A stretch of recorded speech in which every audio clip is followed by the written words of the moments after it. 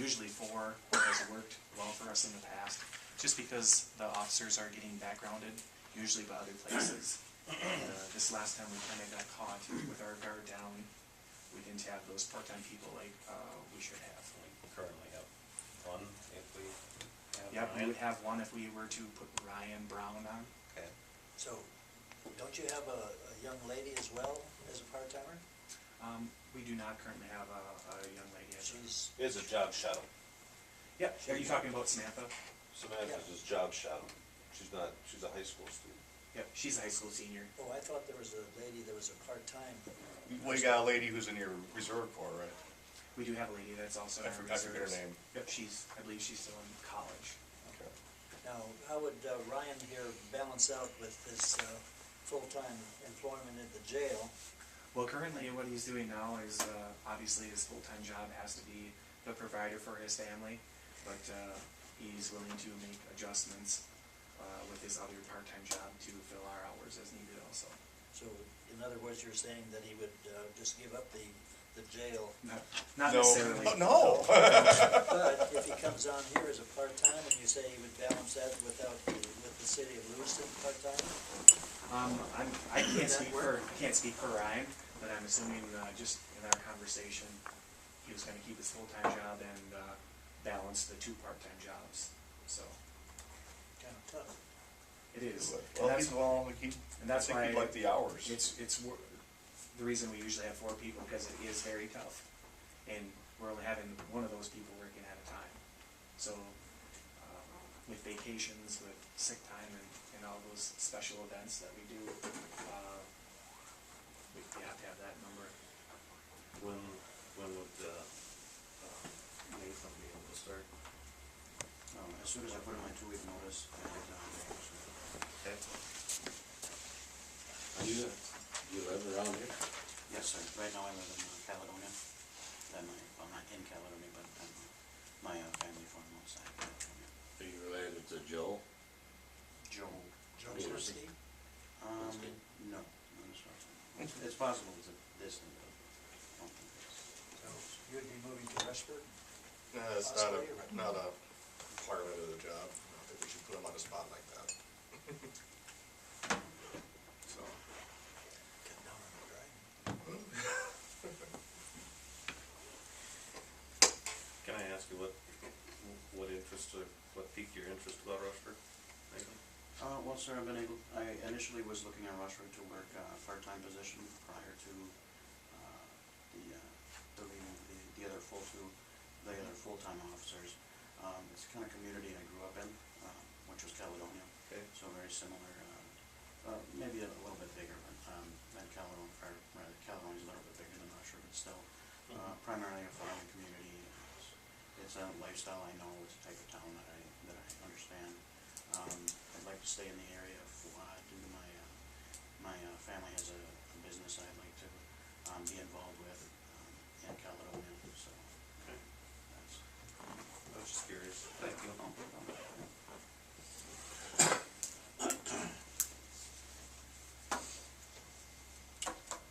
What is the council's pleasure? I move that we hire Nathan Plinsky as a full-time officer and Ryan Brown as a part-timer to come on the police force. I'll second it, and thank you to everybody that was involved in the process, because it sounded like a pretty Lengthy. extensive process. Motion by Mr. Dahl, second by Mr. Hansi for the record. It did take a while. I'll be honest with you, I think it was a healthy process for the city and for us, particularly as labor management. Should never take lightly giving someone the power to police your community, give them a badge and a gun. So it's very important that you feel comfortable with the folks that are providing that service to the community. So Ryan only has to work another 15 nights before he gets left. Then there's training. Do you have any background in Spanish language? I have taken 3 to 4 years of Spanish in high school and college combined. I wouldn't call myself fluent right now, but I am confident to Uno, dos, tres. A little bit more involved in that, so. Short of fluent, but I think better than average, so, or more than just competent, so. That's a plus. It is, yep. Any other questions or comments? All in favor of the motion, say aye. Aye. All opposed? And the motion passes. Thank you and welcome Thank you aboard, very much. Nathan. Thank you. Congratulations. Consideration, appreciate it. Thank you for all your help. If the council will indulge me for a second, Steve, if you get a picture of myself with our 3 full-time officers, I'd appreciate it. That doesn't happen. Since they're all here. No, it doesn't.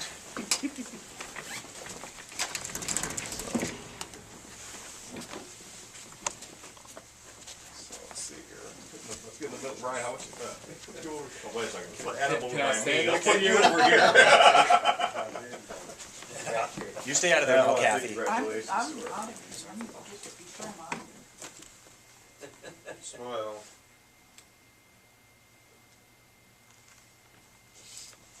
Good. There you go. Thanks, everybody. Thank you very Welcome much. aboard. Thank you. Have a happy Congrats, Veterans Nathan. Day. Thank you. Look at those shiny shoes. Oh no, not those shoes. Looks like military shoes. Yeah, they don't spit shine them anymore, though, they're all plastic. Don't stand next to the heat, you know, Which is plastic. the shoes, Yeah. Shoot. patent leather. Yeah. Move on to 8D, consideration of adoption of resolution 2014-084, acknowledging a donation from the Rushford Festivities Incorporated of $5,000 to the Rushford Fire Department. See attached resolution and thank you letter. Move to approve resolution 2014-084. I'll second. Motion by Mr. Dahl, second by Mr. Bunky. All in favor of the motion, say aye. Aye. Opposed? And the motion passes. Very special thank you out to the Rushford Festivities for the donation. It's very appreciated. 8E, consideration of approval of the request from McHugh Excavating for change order number 1 for a full-time extension on the project until June 15th, 2015. McHugh will continue to do all work items except the final wear course asphalt paving, sodding, and striping, as long as weather allows them to continue per MnDOT standard specifications. See attached staff report. I kinda thought we'd have someone from McHugh here, but it sounds like they're still working. They're paving. Yeah, they are. Tons of lights set up. So they will continue to work as it's possible up into the November 15th date. Beyond, Yeah. if it's possible. We originally sought what's called an interim completion date, but our contract doesn't allow for that.